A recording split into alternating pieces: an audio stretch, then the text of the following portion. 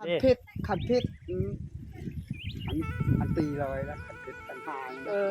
กินโชว์ระเบิดเป้าเลยนะ จะโจร ระเบิดกระป๋าบ่มีได้บ้านเฮาบ่มี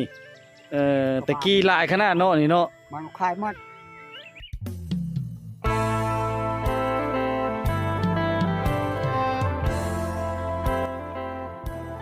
ขั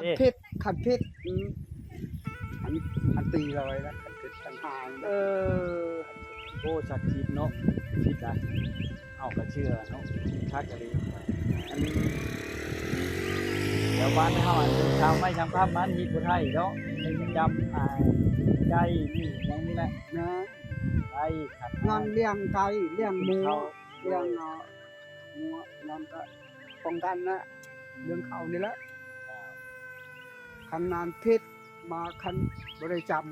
ำไข่เลยเป็นไข่เลย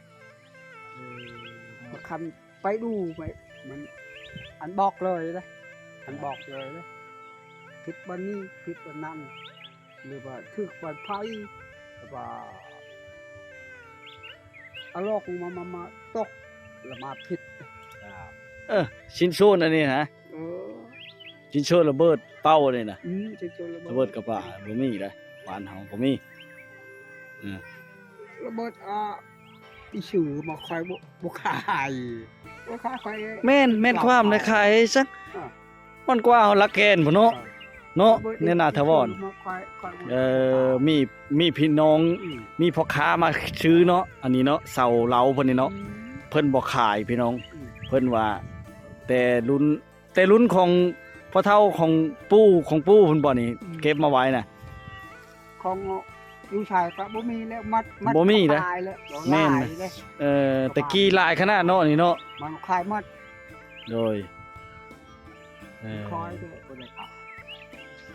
ที่พอนะบ่ได้ขายรุ่นผู้สาวมาให้แต่หน้าพี่น้องและสาวคนบ้านนี่บ่น่ะผู้สาวอยู่บ้านนะอยู่บ้านนี่แหละผู้สาวนี่เนาะนี่นะนี่ย่างมันนี่เฮือนนะเฮือนอยู่บ้านนะการหนาวนะสีไผ่อยากถามคนเขาเฮ็ดชาวเรานะเขาบ้านที่เลยนี่ยังเงินชาวเขาเฮ็ดบ้านนะบ้านพอจังนั้นนะมาถึงนี่ขอมามีปลูกเพราะอันนั้นชาวเขาไม่เรานะชาวเราเขาบ้านที่เลยแต่ดงทุกบ่แต่ดงแต่หนาเลยบ่นะตะกิดบูมใหญ่ระเบิดใหญ่นะมันบ่มเลยแม่นต้องปอนนี่แล้วต้องปอนนี่คือว่ามันแน่น่าทาวอนเนาะก็เลิกปีกันยังคือเก่าเนาะมาแต่ดนแล้วเนาะแต่มาแต่ดนนะแต่เข้าสงครามของอเมริกาพุ่นเนาะราคายิงบอดนะยิงหลายได้บอดช่องอันมาพบกันเนาะ670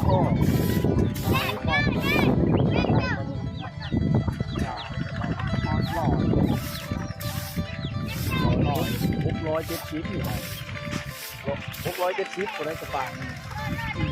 ขนาดแล้วใหญ่แล้วเทนี้คือฉลาดเนาะเนาะโอ้ระวังจะได้บ่เท่าย่านเนี่ยย่านเฮาก็ย่านระวังสงครามมามึงอายุแล้วอยู่ปีอยู่ปูหมดเนาะโอ้เนาะบอลที่แล้วโอ้ยบอลที่บอล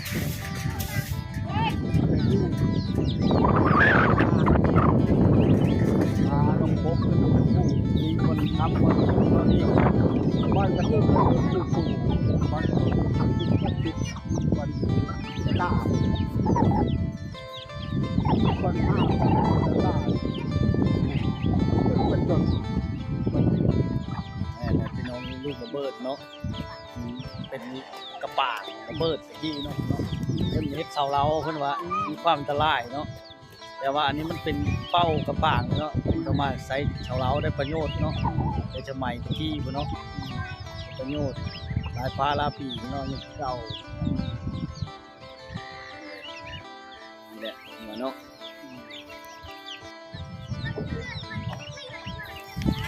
ผู้นี้ได้ฉันบ่ได้ตำข้าวบ่เนี่ยมีได้ตำซอยลาวบ่เป้นกันบ่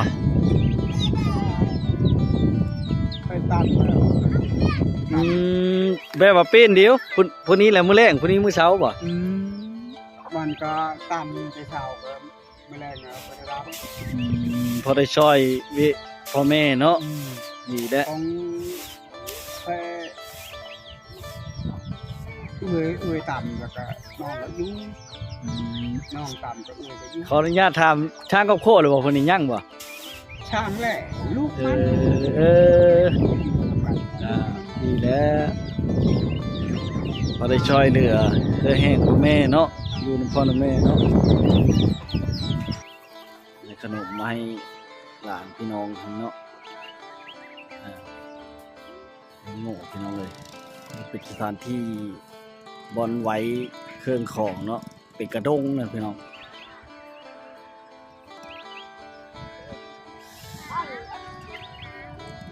หนาวเท่ากันหนาวคือกันนะกะ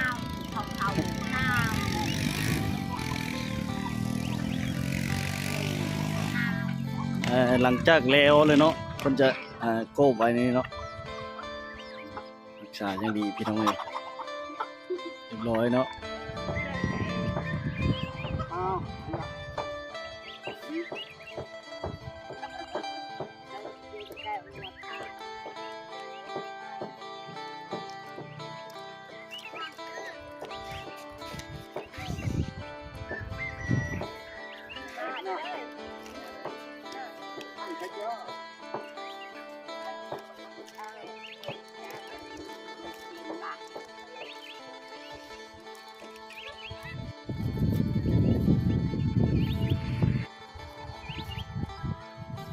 เราเขาเนาะพี่น้องเนาะ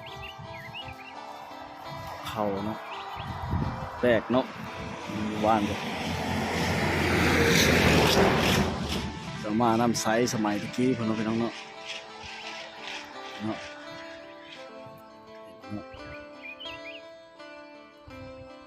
ยังใช้ได้ประโยชน์ว่าซั่นเนาะ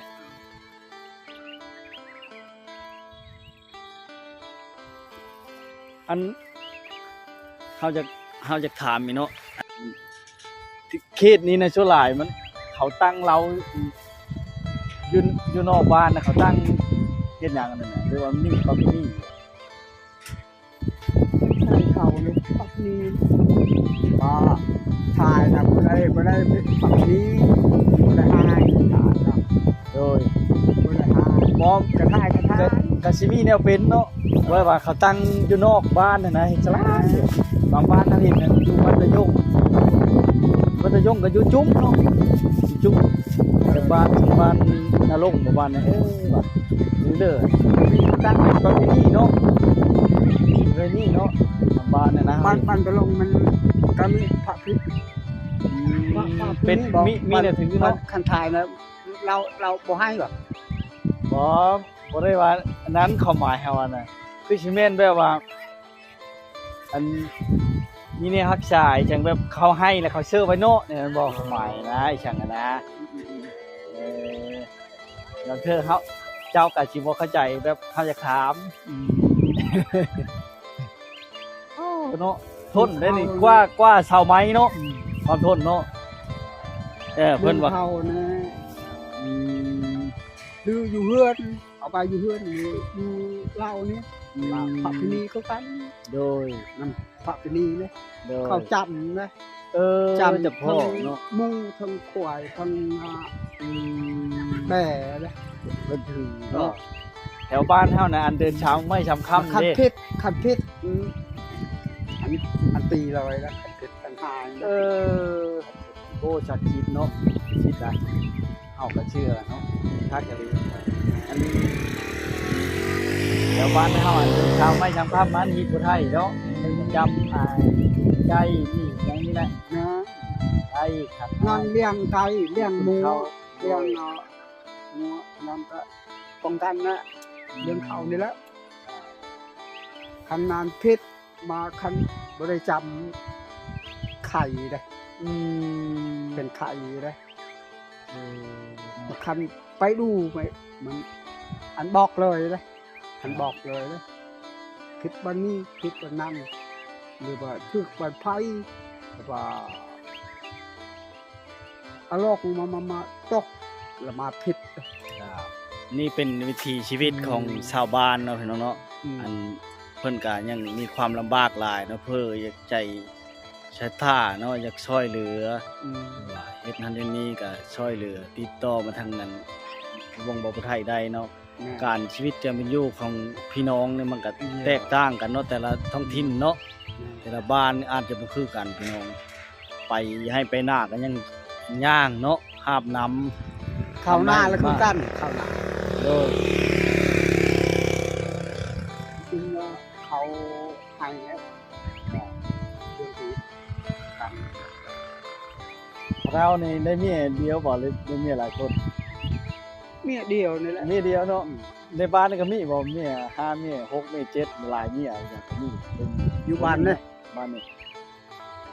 บ่มี บ่มีเนาะมีแต่ บ่มี ดำเมียสองเมียเนาะ หลายเมียบ่มี ผู้แบบได้เมียยังน้อยฉันได้สามีบ่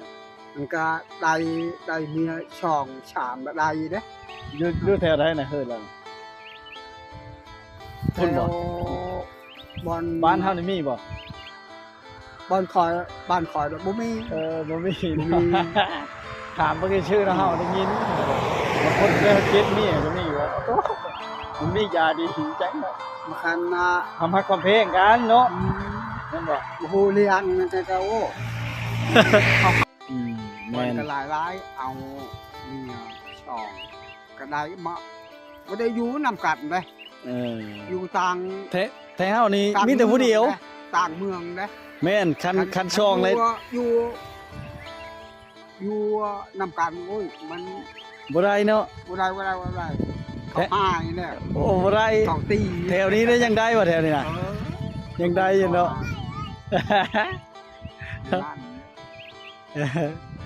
โอ้ยเนาะต่างแตกต่างกันเนาะกับเหล้าลุ่มเนาะ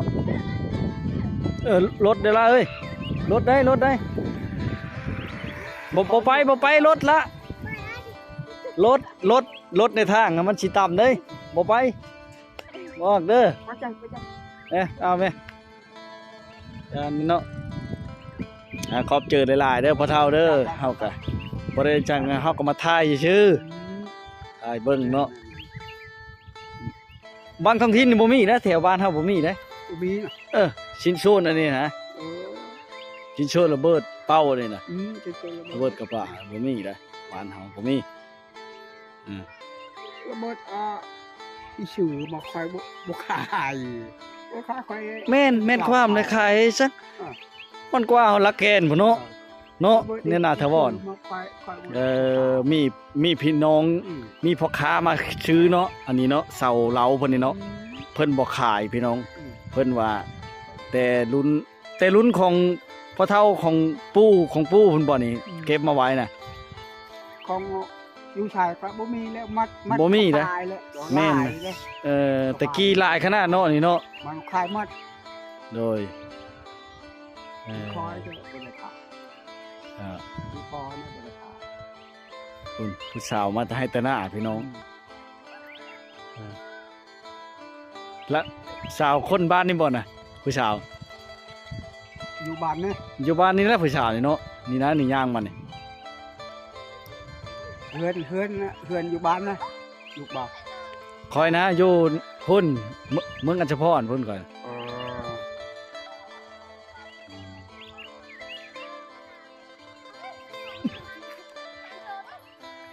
มันจะเชียร์มันบ่ผู้สาวนี่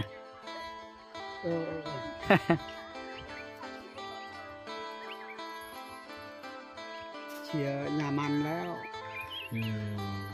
เชียร์มันแล้วนำนี่เนาะ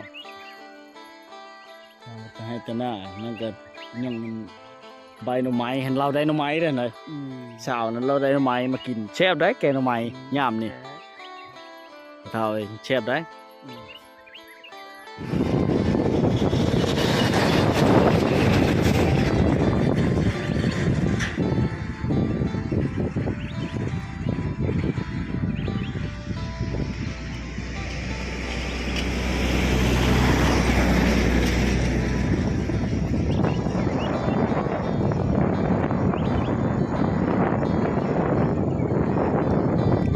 เราเข้าเนาะพี่น้อง